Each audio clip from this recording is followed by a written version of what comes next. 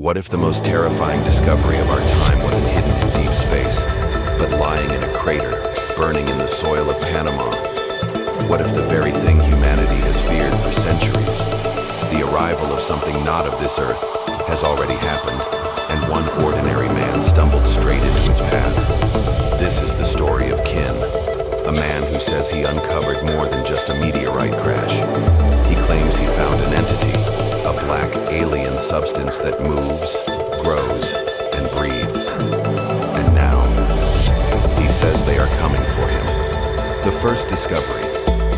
It began like any other quiet night in the outskirts of Panama. Locals reported a bright flash across the sky, fiery, almost alive, as if the heavens themselves had split open. The streak cut across the dark clouds, then disappeared behind the tree line. Moments later, a thunderous impact shook the ground. Kin, a man with no claim to fame before this event, decided to investigate. Armed only with his phone, he followed the direction of the smoke until he reached a clearing. What he found there would change everything. A massive crater lay before him, its edges glowing faintly as if the earth itself had been scorched. At the center of the crater sat what looked like a meteorite, dark, jagged, and strangely wet. He approached cautiously, filming as he went. The first thing he noticed wasn't just the heat or the metallic sheen, but a substance oozing out from within. It was black, thick, almost like oil. But as he leaned closer, he realized it wasn't dripping. It was moving, pulsing, reacting to his presence. Kin later described the feeling as if the substance knew he was there, like it was aware. The first signs of life. For hours, Kin documented the strange object. He posted clips online of the black material shifting, curling upward like smoke, before snapping back into liquid form. Viewers couldn't believe what they were seeing. Some called it CGI. Others accused him of staging a hoax, but the footage was raw, unpolished, shaky, the kind of imperfection that made it hard to dismiss. In one clip, Kin touched the meteorite with a stick. The black goo reached out, wrapping around the wood before retreating again. He dropped the stick in shock, muttering that it felt alive. As the days went on, he noticed the substance didn't dry, evaporate, or harden. Instead, it seemed to grow, slowly, patiently. Kin, fearing it could spread uncontrolled, did something desperate. He tried to contain it. He purchased a reinforced safe, lined with steel, and transferred the substance inside. For a time it worked, but the black entity wasn't dormant for long. The growth. Inside the safe, Kin reported that the goo began pressing against the walls. At first it was subtle, just faint bulges along the interior. But soon it expanded with such force that the steel groaned under pressure. He compared it to watching roots push their way through concrete, except faster, more deliberate. And then came the movements. At night, Kin filmed faint pulses. The goo would contract and expand rhythmically, like a heartbeat. Then, strands began to form, branching structures crawling along the inner walls of the safe, as though the entity was mapping its environment.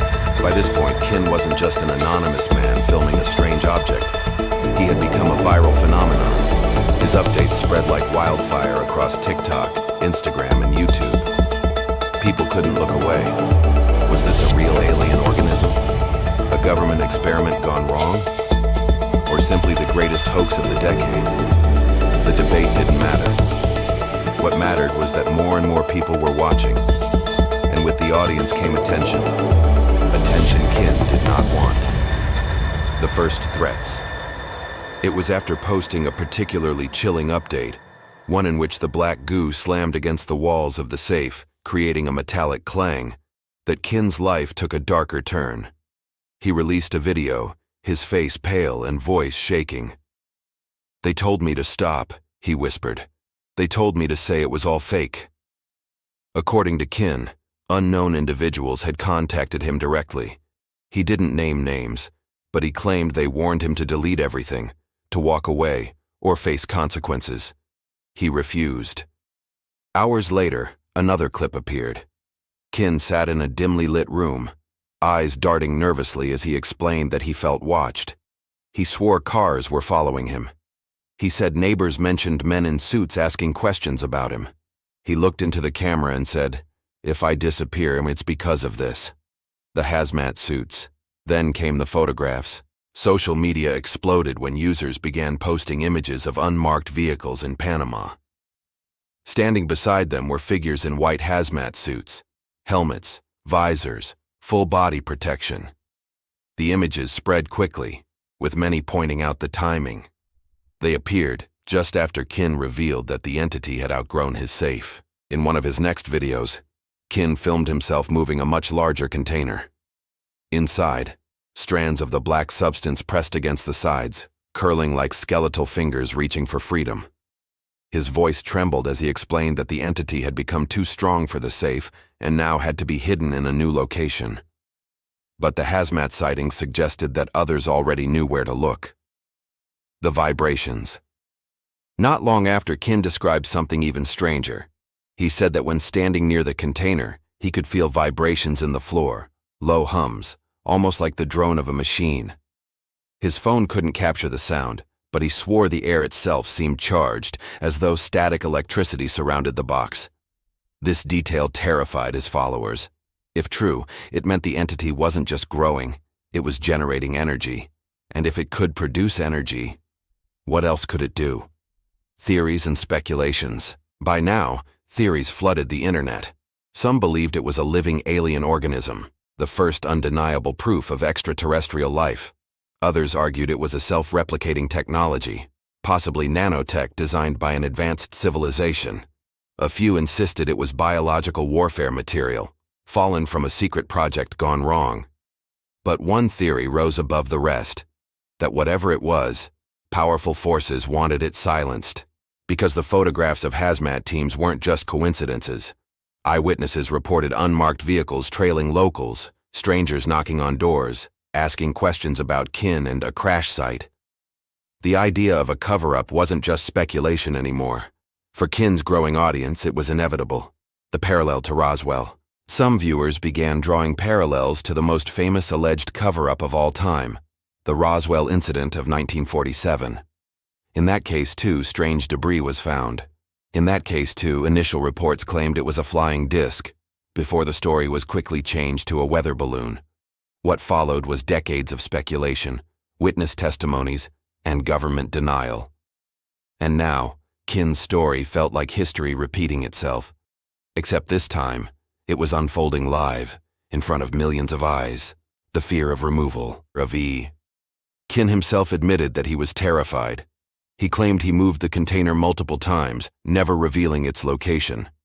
His voice grew urgent in each update, aware that every video could be his last. Viewers flooded his comments with warnings. Don't stop recording. Don't trust anyone. Share everything immediately. Kin listened. His uploads became shorter, faster, more frantic. He seemed desperate to keep ahead of those closing in. And then, he went silent. Outro to Part 1. The last words Kin posted were chilling. They're here. After that, nothing. What happened next would leave the world even more divided, between those who believe Kin uncovered the greatest discovery of our time and those convinced it was all part of a larger plan to manipulate the truth. But if you thought this was the end, you'd be wrong. Because Kin's disappearance wasn't the conclusion of the story. It was only the beginning. The silence after, they're here.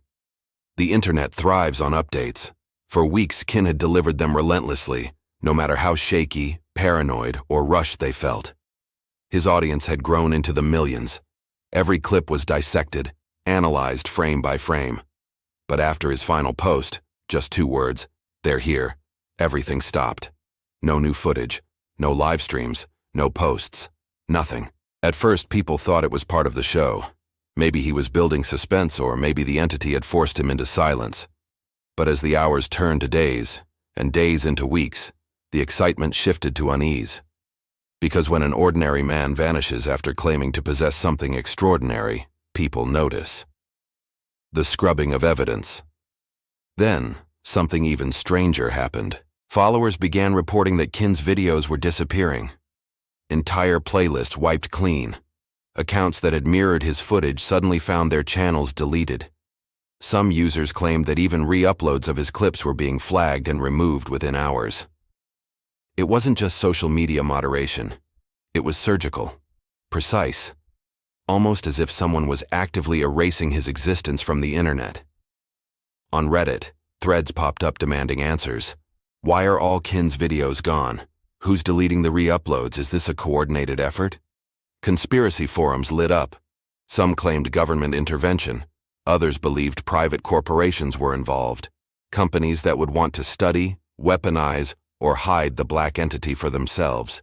The narrative shifted. This wasn't just about one man and a strange discovery anymore. It was about control, about who decides what humanity gets to see. The search for Kin. While his videos were vanishing, Kin himself was nowhere to be found. Neighbors claimed his small house had been suddenly abandoned. A few whispered about seeing dark SUVs parked outside the night before his disappearance. One woman swore she heard shouting, followed by the sound of a struggle. But when reporters arrived days later, the house was spotless. Too spotless.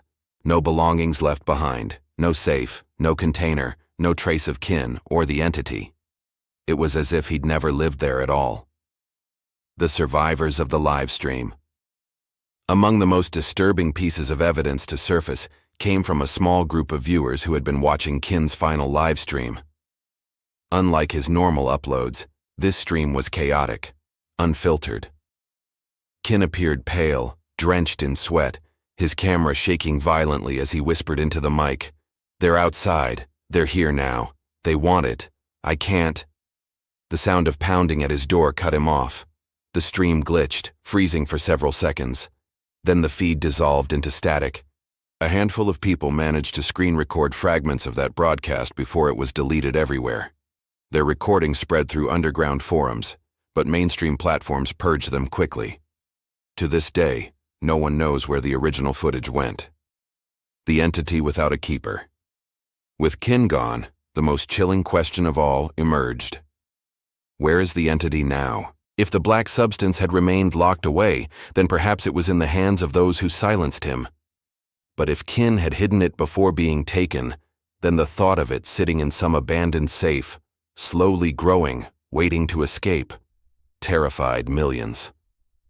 One theory claimed Kin had divided the entity, storing pieces in multiple locations.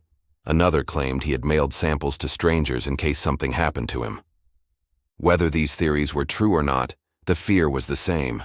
What if the black entity was still out there, multiplying, unseen? The hazmat men return reports from Panama continued to pour in. Farmers and villagers living near the supposed crash site spoke of unmarked helicopters sweeping the skies at night. Columns of white-suited figures combed the jungle, carrying containers and equipment. Several locals described being paid off, or threatened, to stay silent. But one man, a fisherman, filmed what he swore was proof. His video, shaky and grainy, showed a line of hazmat-suited figures carrying a massive sealed tank onto a truck in the dead of night. The container rattled, shaking violently, as if something inside was trying to break free. Moments later, the video cut off. The fisherman's social media account was deleted within hours. He has not been seen online since. Theories intensify. As the silence deepened, global debate only grew louder. Theories fractured into camps. The alien organism theory.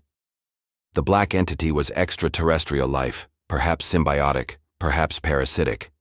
Humanity's first undeniable encounter with beings beyond Earth. The bioweapon theory. The entity was no alien at all, but a man-made creation. Something engineered in a lab, accidentally released, or deliberately dropped. The AI theory. Some insisted it wasn't biological but technological. Self-replicating nanomachines, maybe alien, maybe human, designed to adapt, consume, and rebuild. The hoax theory. The smallest group still clung to the idea that Kin faked it all. But if that were true, why did so many people, so many accounts, vanish along with him? The re-emergence of the clips. Despite the purging, fragments of Kin's work refused to die. Dedicated communities began storing his videos offline, passing them around in encrypted folders. Clips of the black substance slamming against steel, footage of it spreading like veins along the walls of the container. Kin's trembling voice whispering, "It's alive." The more they tried to erase him, the harder the internet fought back. But then, something happened that no one expected. The shadow account. Months after Kin's disappearance, a new account appeared. No profile picture, no bio, just a single video upload. The video opened with static, then cut to Kin's face. Pale, exhausted, his eyes bloodshot. He whispered, "They won't let me go. I don't have much time. It's not what you think. It's worse." The clip ended abruptly. No one knew if it was real or fabricated, but the internet went into meltdown. Was Kin alive? Was he uploading from captivity? Or had someone recreated his likeness to manipulate the narrative? Within 12 hours, the account was deleted. But not before millions had seen it. The Roswell echo. By now, comparisons to Roswell were unavoidable. But unlike 1947, when news could be silenced by newspapers and radio broadcasts, this was the age of global connectivity. The harder they pushed to erase the story, the more people clung to it. Kin became a symbol, an echo of every suppressed truth humanity had ever been denied. And just like Roswell, this story would not die. It would only evolve. The fear spreads. Globally strange reports began surfacing far from Panama. In South America, miners spoke of discovering black veins deep in the rock. In Europe, a fisherman described hauling in nets coated with a dark, pulsing substance that dissolved in seconds. In Asia, a video briefly appeared of what looked like black tendrils creeping up the side of a cargo container before the footage vanished. Was it the same entity? Or was the world simply projecting Kin's story onto unrelated events? No one knew. But the fear spread faster than facts. The People Demand Answers protests erupted online. Hashtags like, "Where is Kin?"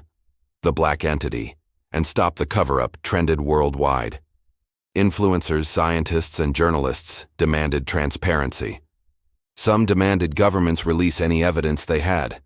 Others argued the panic itself was proof the story was being manipulated. And through it all, the central mystery remained. What happened to Kin? And where was the black entity now? The final rumor. The last rumor of Kin's fate came from an anonymous message posted on a conspiracy forum. It read, "He's not dead. He's with them. They needed him because it responds to him. The entity, it listens to him." The post was deleted minutes later. But for those who believed, it was enough to ignite a new fear. That Kin hadn't just been silenced. He had been taken. Outro to Part 2. And if that's true, then the story of Kin isn't about a man who vanished. It's about a man who became part of something far larger and far more dangerous. The question now isn't whether the entity exists. It's whether it's already too late to stop it. The whisper in the dark. For months after Kin's disappearance, silence lingered. People expected the story to fade like so many before it. But it didn't. Instead, the silence gave birth to whispers, rumors of strange outbreaks, eerie sightings, and unexplained disappearances across the globe. The black entity wasn't gone. It was spreading. The ship that never docked. One of the first major incidents occurred far from Panama. A massive cargo vessel en route from South America to Europe suddenly vanished from radar. No distress calls, no emergency signals. Weeks later, fragments of the ship washed up on a remote shoreline in West Africa. Fishermen who found the wreckage described black residue coating the metal, residue that pulsed faintly, almost like it was alive. One man touched it with his bare hands.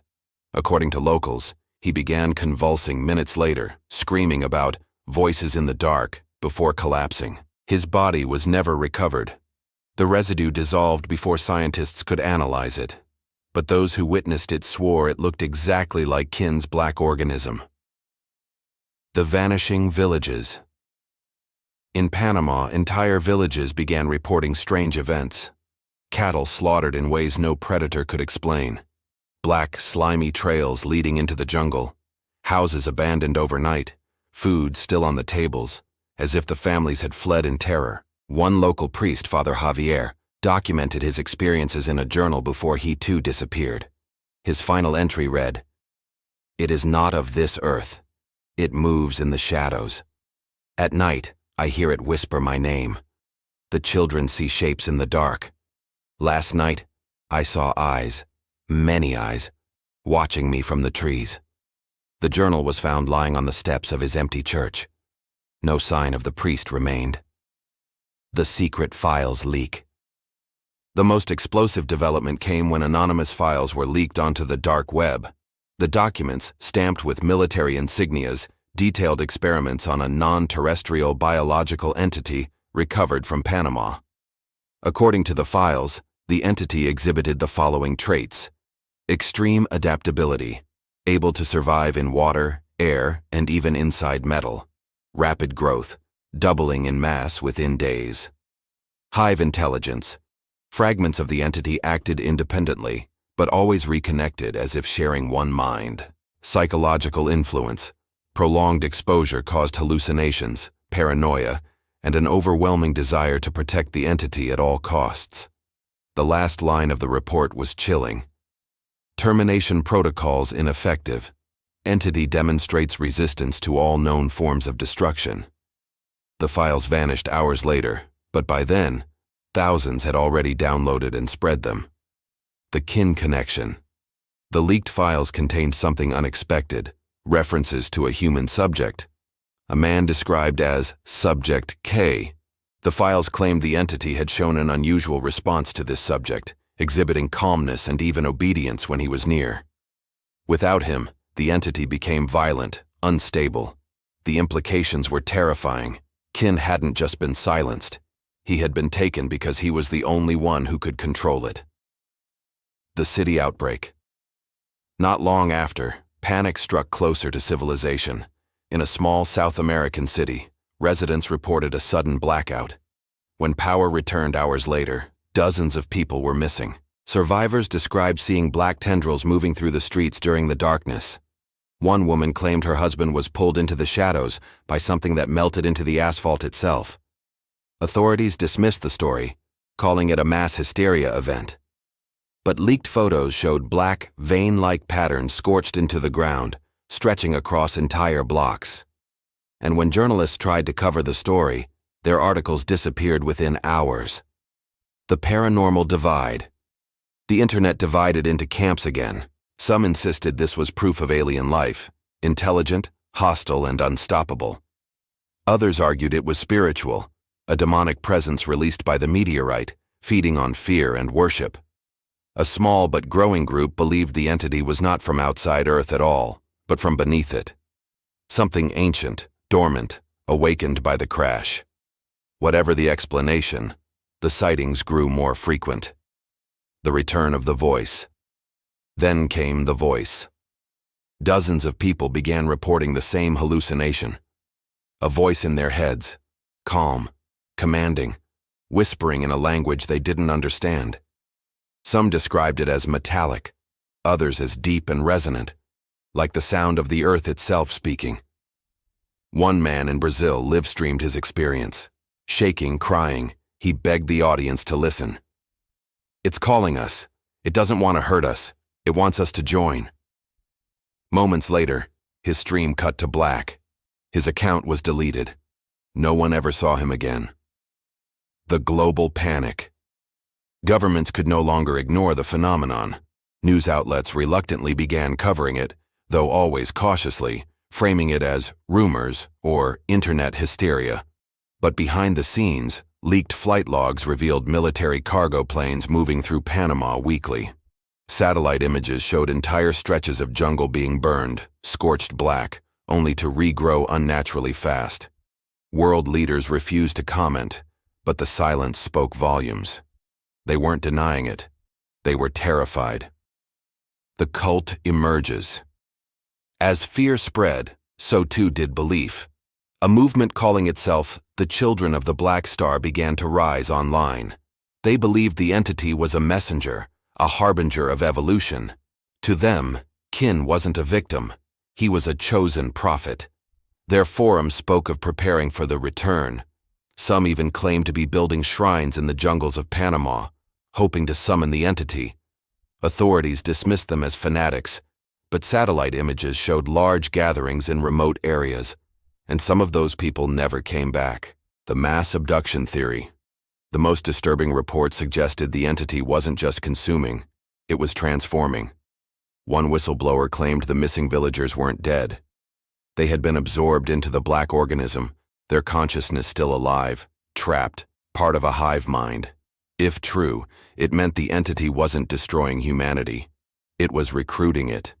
The video no one should have seen. The final straw came when a new video leaked online. It showed Kin, or someone who looked exactly like him, inside a sterile white facility. He was strapped to a chair, monitors wired to his head. In front of him, behind glass, writhed the black entity, massive now, filling the chamber. Kin whispered, voice trembling. "It doesn't want to be contained. It doesn't belong here. And neither do we anymore." The entity pressed against the glass, not violently, but as if it was waiting. The screen cut to static. The outbreak that couldn't be hidden. Days later, chaos erupted. A major city, its name suppressed in news reports, was locked down overnight. Flights grounded, military presence flooding the streets. Residents reported seeing black rain falling from the sky, coating cars and buildings. Within hours, the city was sealed. No information leaked out, but blurry footage emerged of figures, humanoid but distorted, walking calmly through the blackened streets. Their eyes glowed faintly, as if reflecting some unseen light. People swore they saw Kin among them, Kin among. The world holds its breath now. Humanity lives in two realities. The official one, where nothing is happening, where Kin never existed, where the meteorite was just a rock and the black organism never appeared. And the other one, the whispered one, the one that spreads through encrypted messages, secret forums, and late-night conversations between those who know. The reality where the entity is still out there, growing, learning, watching, and waiting for the right moment to reveal itself to us all. Outro to Part 3. If Kin was truly taken to control the entity, then we are no longer asking, where is Kin? We are asking something far worse. When will he return? And when he does, will he still be human? The silence before the storm. For weeks, the world teetered on the edge of something it couldn't name. Military planes in the skies, rumors of quarantined cities, whispers of black rain falling in places that were never officially acknowledged. And through it all, a silence so heavy it felt like the earth itself was holding its breath. But silence never lasts. The transmission that shouldn't exist. It began one evening, deep within a forgotten corner of the internet. A private live stream appeared under a random username, but the face on the screen was unmistakable. It was Kin. He looked thinner, paler, as if years had passed in mere months. His eyes darted side to side like a man who knew he wasn't alone. His voice was cracked, urgent. "They're going to delete this. They don't want you to hear it. But I have to tell you, it's not over. It never was." Behind him, shadows moved. Not normal shadows, liquid, shifting, alive. He leaned closer to the camera. "You don't understand. It's not here to destroy us. It's here to change us. And I can't stop it anymore." The feed flickered, distorted with static. Then Kin whispered one final line before the screen went black. "When you dream of the black sky, that's when it begins." The dreams days. After the transmission, thousands across the globe reported the same nightmare. A black sky, veined with glowing cracks of red light, shapes moving in the darkness, a massive presence pressing against the edge of consciousness, as if trying to break through. Some woke screaming. Others never woke at all. Doctors called it mass psychosis, but the numbers grew, hundreds, then thousands, then millions of people around the world sharing the same dream. A dream they didn't want, but couldn't escape. The black rain. The nightmare became reality. Satellite footage showed enormous black clouds forming over the oceans, stretching for miles. Governments denied it, But people living near the coasts posted videos of rain that wasn't water. It was thicker, heavier, black. The rain coated everything: cars, buildings, even skin. And those caught in it reported hearing whispers, voices telling them to come closer. Some resisted. Others walked straight into the sea, never to return. One video, quickly deleted but mirrored by thousands, showed a man smiling as the black rain dripped from his face. His eyes glowed faintly. He whispered into the camera, "It's beautiful." The fall of cities, the first city to fall, was never named. Officials only referred to it as Zone 1. What little footage leaked showed streets filled with black growths, structures like veins or roots, crawling up skyscrapers, weaving through highways. The city looked alive. And in the distance, figures walked calmly through the chaos, human-shaped but not human. Their bodies shimmered with black liquid. Their voices echoed unnaturally, as if many spoke at once. Governments denied it, but satellite images told the truth. Entire cities were being erased from the map, swallowed by something that grew too fast to contain. The hive-awakened scientists who dared speak anonymously confirmed the worst fear. The entity was not one creature. It was many. Each fragment carried intelligence, but all fragments connected to a greater mind. A hive consciousness. The nightmares weren't random. They were messages. The entity wasn't attacking. It was communicating, preparing humanity for assimilation. And those who dreamed most vividly began to change. The marked ones. People who reported repeated nightmares started to show physical changes. Black veins beneath their skin, eyes glowing faintly in the dark, and most disturbingly, a strange calmness. They spoke of hearing the voice more clearly, of feeling chosen, of knowing that when the time came, they would not resist. Some families locked their loved ones away, terrified of what they were becoming, but others willingly followed them into the forests, into the rain, disappearing forever. The cult, Children of the Black Star, grew stronger, but now they weren't just worshippers. They were merging. The breach. Then came the breach. A classified facility in Panama, the very place where Kin had last been seen, was overrun in a single night. Reports claimed the entity inside had grown uncontrollably, filling entire chambers, seeping into ventilation systems, breaching containment. Guards fled. Scientists vanished. The jungle surrounding the base was consumed in days, trees dissolving into black structures, the ground itself pulsing like veins. From above, satellites showed something horrifying. The black growth formed a perfect circle, a symbol. The final signal days. After the breach, a final signal went out. It wasn't from governments, not from scientists, not from any military. It was from Kin. His voice echoed across hacked radio stations, pirated TV signals, even hijacked internet feeds. "Don't fight it. You can't fight it. I tried. God, I tried." Static. Then his voice again, softer, broken. "It showed me what's coming. A new world, a black sky, an ocean of voices. I saw myself. And I wasn't me anymore." He sobbed. Then with chilling calmness he whispered, "It's not the end. It's the beginning." The black sky. That night, millions witnessed it. The sky turned black, not clouds, not nightfall, something else. The stars vanished. The moon dissolved. And in the darkness, enormous shapes moved, impossibly vast, stretching across the heavens. Whispers filled the air, not through radios or screens, directly inside people's minds. Some screamed, some fell to their knees, some smiled, their eyes glowing faintly as they whispered back. The vanishing entire regions went dark. Electricity failed. Communication ceased. Drones sent into the zones returned only static, their feeds corrupted by black patterns crawling across the lens. Then, the vanishings began. Cities of millions gone overnight. No sound, no survivors. Only silence, and black marks on the ground where buildings once stood. It was no longer contained. The world was unraveling. The last words.